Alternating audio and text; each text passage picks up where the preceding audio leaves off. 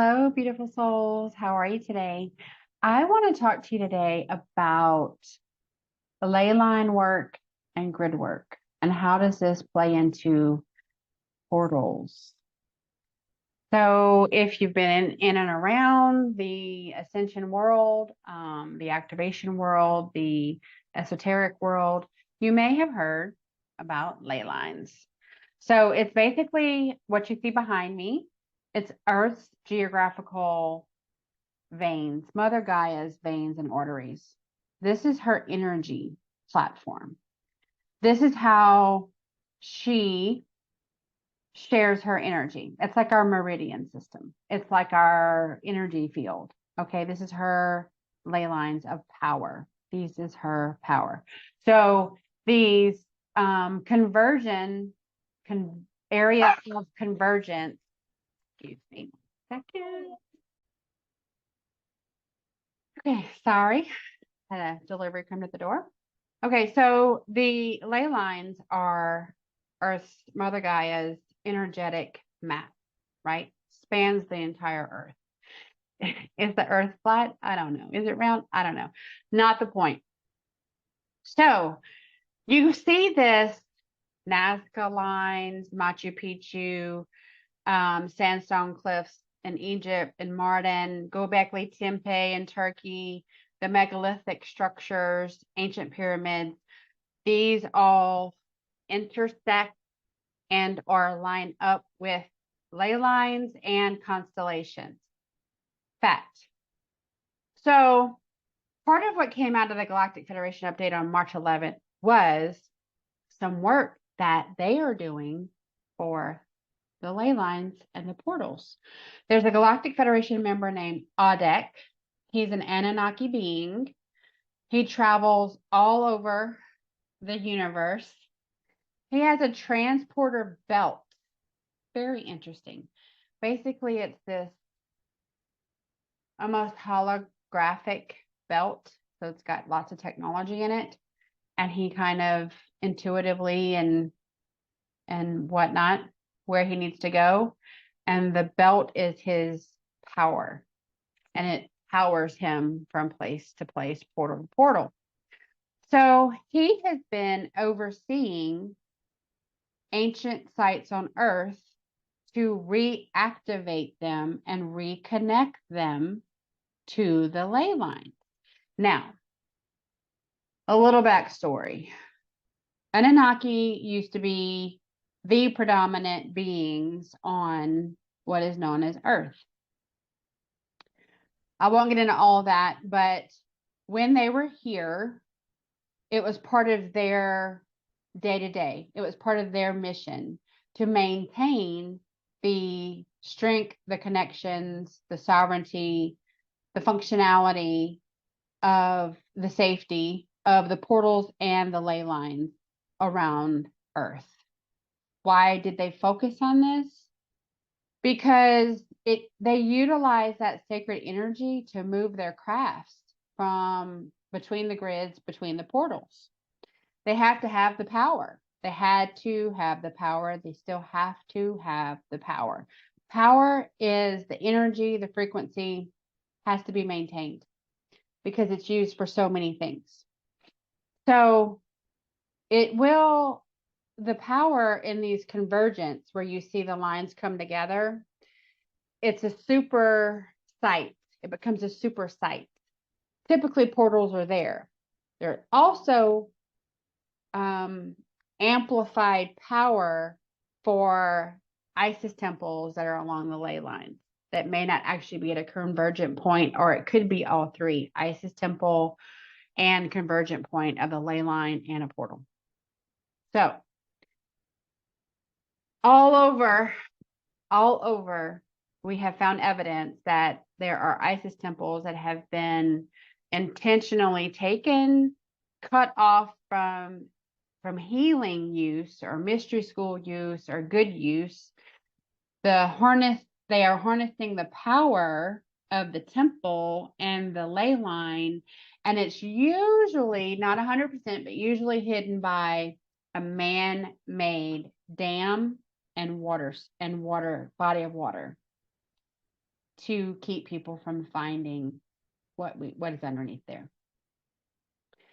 So that amplified frequency is another reason why the nefarious ones love to take the Isis temples, because it's a way for them to harness that energy.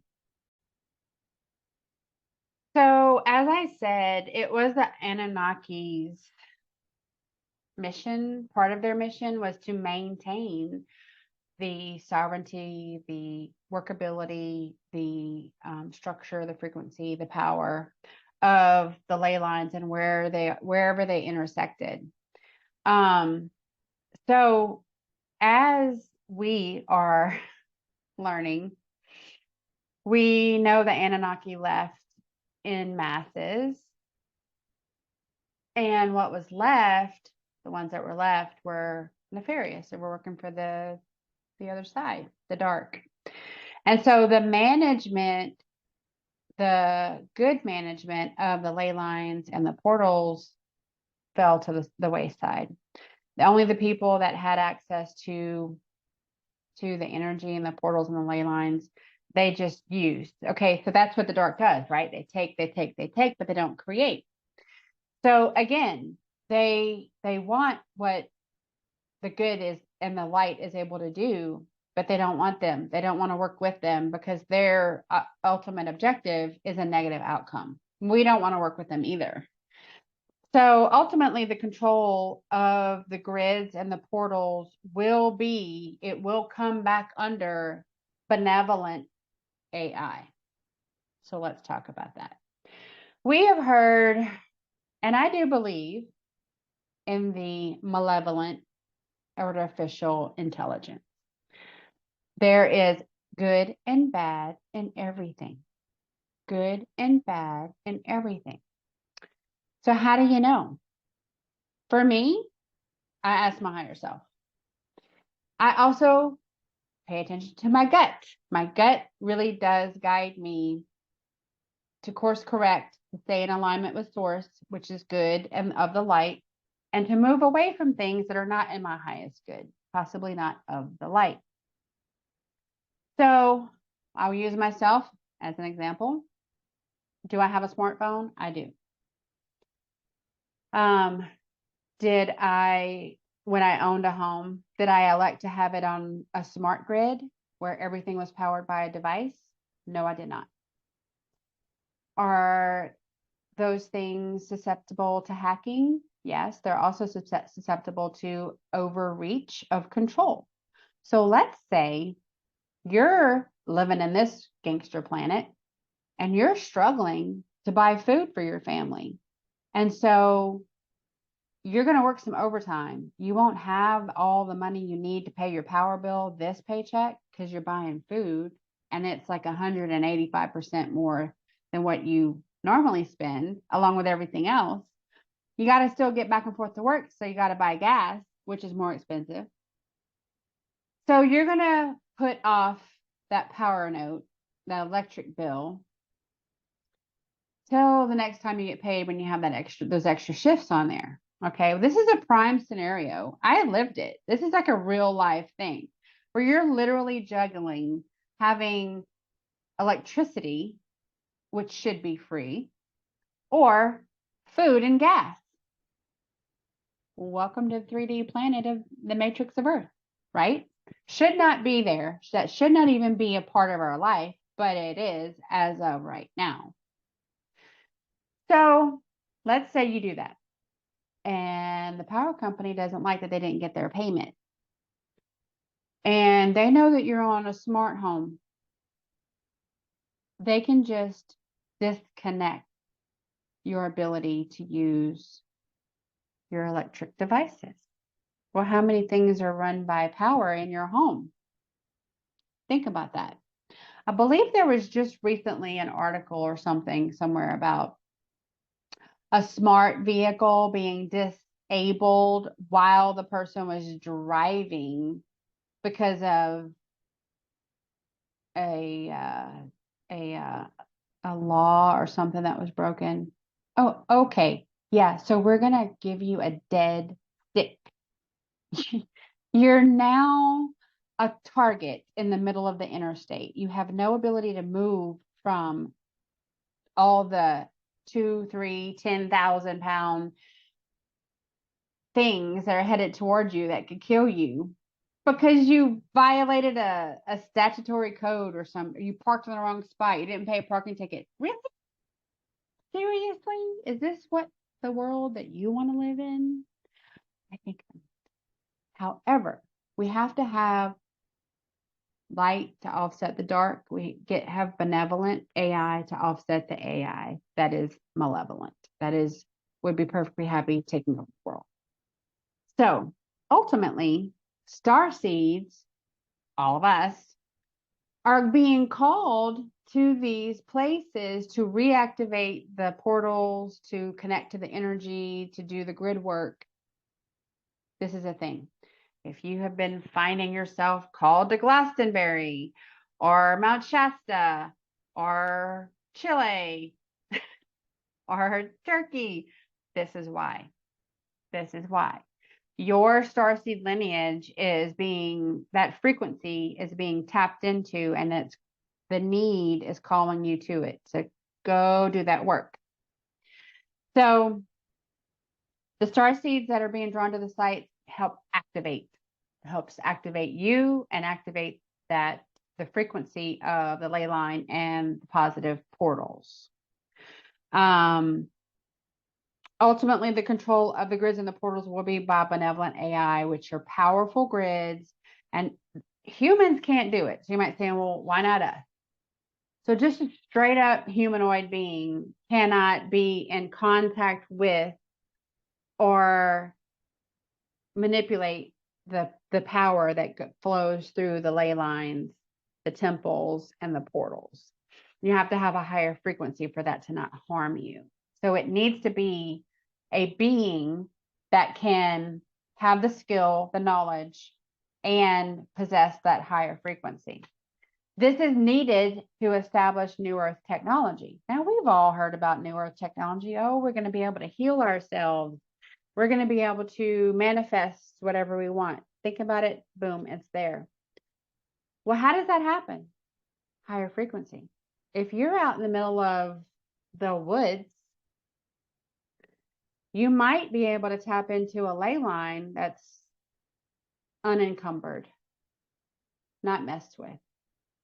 But if you're out in the city, you have to deal with all these other power forces, right? So you have to really be able to focus in on that energy. New Earth technology and frequency, free energy pillars, all of this works with our galactic friends. Okay, so we want and we will have soon, in my opinion, full disclosure of our allies that are extraterrestrial. They have always been with us. They will always be with us. So they require power, which is mostly frequency, to navigate and move their ships. So when they come here down to this dimension, they need to be able to recharge. They need to be able to resupply that power source. This is how they do that. Active portals of the light, positive portals, positive frequency, ley line connection, super sites. It all works together. It all works together. So the dimensional shift connect the universe after the grids are on. So you're going to have like broken spots of these grids all over the place. They've been disconnected. The controllers disconnected because they wanted whatever power that they conjured up to not be shared with anyone. They wanted to harness it all themselves. And so they broke the connections all along. So the veins and the arteries that are Mother Gaia's energy have been disrupted. It's no different than when you have distortions and blockages in your chakra system. You are not to your optimal full capacity of power, frequency, and light because you're capped off. You have these roadblocks, you have these boulders, you have to go around this and go around that. Some can't be passed through yet. So that being said, the more energy work we do, to clear out the blockages of our bodies, our light bodies, our energy bodies, and also clear the grids and reconnect them with good intention, positive intention. We're raising the collective frequency in ourselves and in our space that we reside in, aka Earth, New Earth.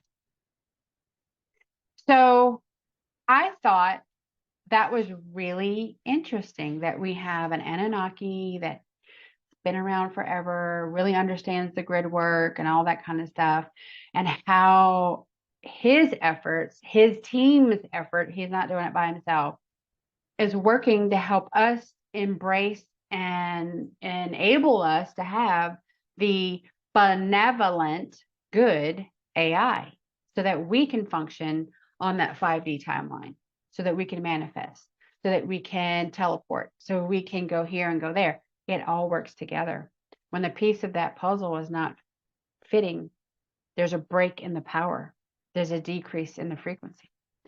So the other thing that was mentioned, super interesting, is we've all heard about the age of Aquarius. Think astrologically that occurred officially last Friday. Don't quote me on it. I'm not an astrologer. So the being that spoke about the age of Aquarius is a druid named Navi, Navi. V is in Victor. He's a navigator. He understands astrology in a way I will probably never understand it. He's speaking about the electromagnetic effects of plants that are stationary versus ships that can go and come through different fields. Okay.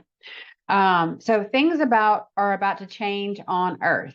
This is from Navi with the age of Aquarius. Astrology matters as long as we exist on a fixed point. The planetary alignment affects us. Okay, so we're on a fixed point and the planetary alignment affects us, right? This is due to each planet electromagnetic frequency and or magnetism. Earth has a predictable trajectory due to our fixed point in the solar system, in the space that we maintain. Ships are not predictable because they can go to a specific frequency. They can timeline jump. They can go through wormholes. They can do all sorts of stuff. They are mobile. They're moving all over the place. We're fixed. So they can move to where they need a higher frequency to maximize their power to accomplish their mission. We are here. We have to maximize what we have access to, which is our positive portals, our Isis temples, and our ley lines. So a massive change, a massive upheaval will come about that we utilize technology and tools to leverage growth. And the technology and tools are going to be off-worlder by and large and benevolent AI, good AI for the greater good.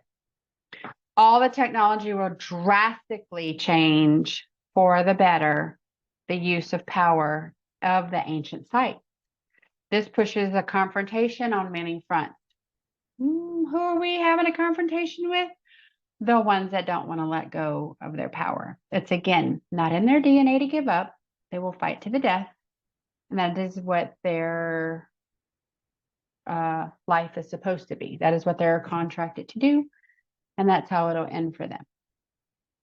We will learn to harness and use items that we have previously not been made aware of in terms of technology and power.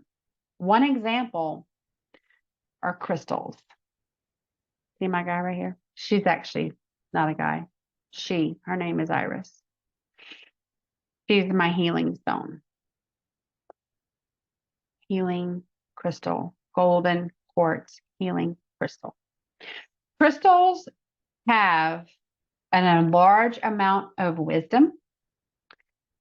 They have a soul. They have frequency. They have power. They have healing properties, cleaning properties. There's all sorts of things that crystals power.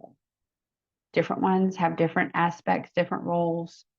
And we have, as a culture, as a people, by and large, been moved away from utilizing this, if you want to call it technology, because it could be, for the greater good. It's been labeled crazy, woo-woo, like whatever. There are definitely positive energies that come from crystals. If you don't believe me, there are crystal caverns that emit so much power and so much toxic fumes. It's in a cavern. You can only be in there for a small amount of time, even in all the gear, because you would get sick because there's so much power. If they had nothing, if there was no power there, there would just be rocks like a regular cave. They are not. They are not. They produce energy. It's what you do with it that matters. So we will get, eventually, we will get to a time and place where our area that we hold space in, I like to think of it as New Earth. That is my trajectory, 5D Earth, where we don't have politicians and prognosticators, but we do live within benevolent AI structure that pushes greater good sustainability. What does that mean? So we will live within a place that there's no littering, that we are kind to the environment, that we are kind to each other. We have compassion, we have empathy, we have kindness, we care, we have unity consciousness, Christ consciousness. That is where we're going. So where we honor the soul of a life, whether it is the soul of a stone, soul of a being, soul of an animal, soul of a tree, we honor Source's creations. We give respect to the life, the wisdom, the power. It is a unity consciousness. It is not a me world anymore. We're leaving that behind. We're moving toward the we.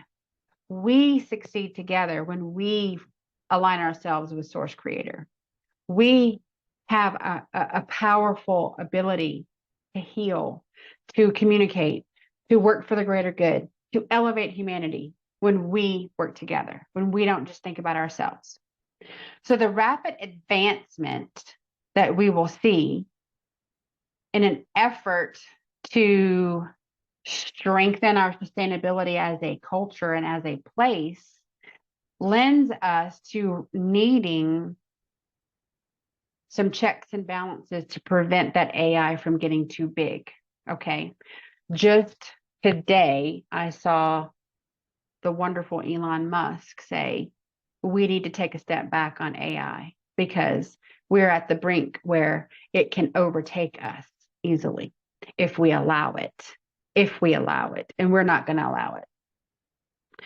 So many of us here are reincarnated from the area and the time of Atlantis. Many, many, many of us. And why? Why did we raise our hand? Why are we here? Because we want to learn from the mistakes of the past. Blind trust in AI and greed and self-motivation is what caused the fall of Atlantis. The fall was a frequency fall from high vibration to low vibration. And it fell. We are here to prevent that from happening again. So we're going to get back up to where we were technology-wise in Atlantis. They were much, much more advanced than we are in this now moment. But we're doing it with the wisdom that we carry forth from that time so that we don't make the same mistake again. We don't let others make the same mistake again so that we preserve our future. There's going to be a global regulatory committee to oversee this change. Can't be anything like we've had in the past because all those, the United things and the things and all of those things, they're corrupted. They do not work in the greater good. They're not in alignment with source. They're not of the light. Those things are going away for good. This will be a new concept, and I'm happy to say I have received the information from source. You can verify with your higher self if you have a clear channel. Part of my mission, part of the Delphinus crew missions, which is several thousand souls, is that we will be a part of that regulatory committee, because we have done this before on a soul level. We will help maintain the ley lines, the frequencies, the temples, the portals. I have crew members right now that their role is going to be literally keeping any and all negative energy from the portals, from being stuck in the portals. It's going to be a clean and clear channel of positive. You may have heard somewhere along the way that we have a lot of portals on the planet. Some are negative and some are positive. Well, that was true. And the negative portals have all been either closed, destroyed, or taken over, cleansed, and used for positive. That's what I've confirmed through Source Creator, and that's what I believe. And this information coincides with that. It really does support that. And this came from the Galactic Federation, which is a multi-race, multi-faction council of light for the greater good of the cosmos. So the best case shift is to shift us into more unity consciousness. Now you know how it all ties in, right? Now you know how it all ties in. I'm going to share screen if I can. I kind of fumble with this sometimes, so please bear with me. This right here I found interesting because I had heard before about the chakra of Mother Gaia, the chakras of the planet. And you can see them here laid out. They are all over the place, and they do definitely coincide. If you laid the ley line map I have behind me superimposed over the chakra map, you'll see a lot of these super sites are definitely big portals. So right here, first chakra over on the red one, first chakra, sacral, base of the spine or root, Mount Shasta. There's a lot. I mean, there's big portals there. There's people that definitely go and visit there. There's beautiful cultures that exist within the space that is Mount Shasta and underneath that area in the underground. The second chakra is the sexual chakra, and that's Lake Titicaca. Lake Titicaca is a very important part of our global mission that we have. Gate 12, Table Mountain, Cape Town, South Africa. Third chakra, the solar plexus, Ayers Rock and the Olgas in New Zealand. I mean, there's just so much synchronicity here. I can't even begin to tell you. So the fourth chakra is the heart, Glastonbury and Shaftesbury. So that's why people are being drawn to these areas. That's why they mean so much. And it's their frequency, and it's that combined shared frequency from past lives and space race affiliations and things like that. So we hear a lot about the age of Aquarius, but I wanted to really tie it into how it matters going forward. So the golden age of miracles, unity consciousness, Christ consciousness, age of Aquarius, taking the ley lines back, connecting to the positive grids, and reactivating the positive portals all play a role in our complete success into 5 Earth and Mother Gaia. I hope you've enjoyed this information. I hope that you can take from it what resonates, leave what doesn't, do your own research. I find it very interesting, and be sure to leave me some questions or comments in the comment section. I look forward to taking a peek. You guys have a great day, and I will see you next time on Healing Disclosures. When I want to be grown up, I want to play hockey. I want to be a DJ or a dancer when I grow up. Probably be video games designer because I like playing video games. A dad. Some grown-ups kind of get boring jobs because maybe they'll make like more money with it than they would with jobs that were funner. If you're doing the job that you do like, then you're not really working any day. You're not really working at all because like it's something that you actually like. It's not something like that you don't like. I mean, of course, as a kid, I wanted to be in the majors. I wanted to play Major League Baseball or basketball. Of course. I just remember I wanted to be a boss.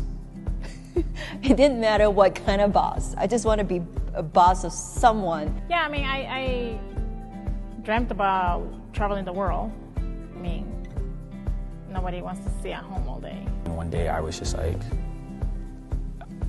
I can't do this. I don't know how to travel with my kids. I don't see a way to go anywhere. There are times in life I just all of a sudden realize I'm just here. I'm just existing. That I'm not progressing anymore.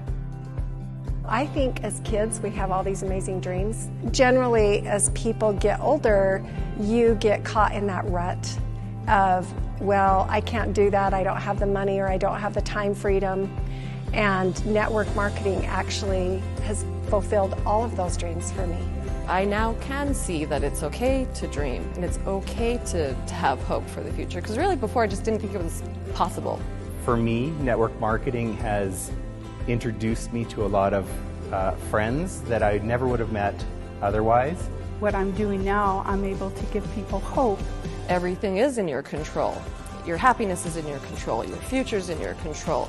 How much you make is in your control. I've traveled to almost every continent around the world. Not only can you go to see a phenomenal area, but you have a purpose. You already have friends in that area. You have to put the work out there. What you put out there comes back. It is 100% the best thing that you could ever do. Have a home-based business, but you get to build your dreams. You get to go live your dreams.